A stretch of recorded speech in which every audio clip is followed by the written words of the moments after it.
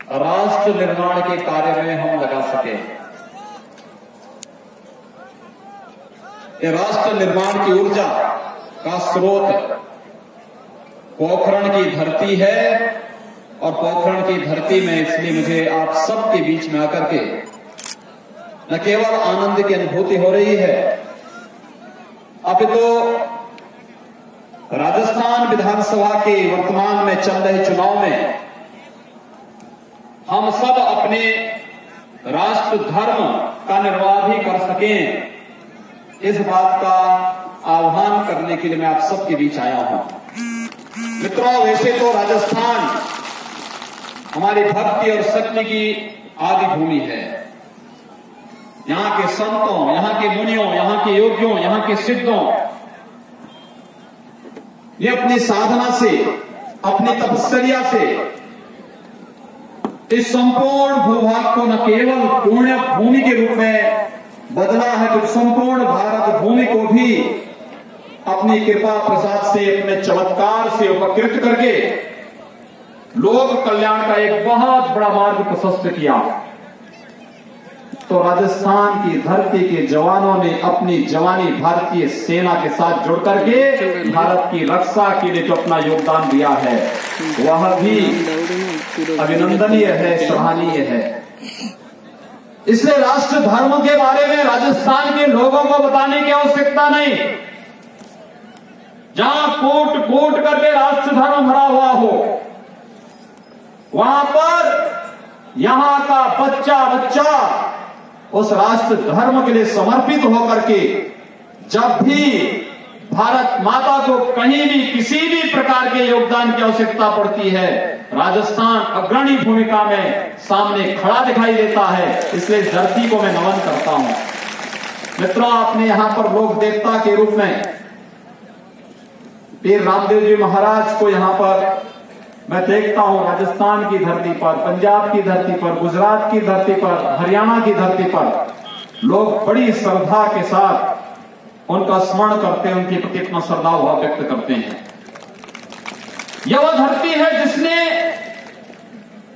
अपने योगियों, अपने संतों, अपने महर्षियों की साधना से उनके चमत्कार की प्रसाद को साक्षात दर्शन किया है।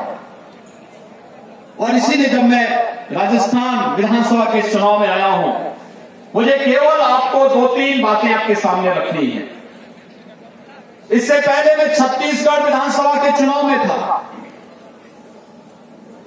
तब तक मैं मध्य प्रदेश विधानसभा के चुनाव में था और मैंने इस बात को एहसास किया, छत्तीसगढ़ और मध्य प्रदेश में भारतीय जनता पार्टी चौथी बार सत्ता में आने जा रही है।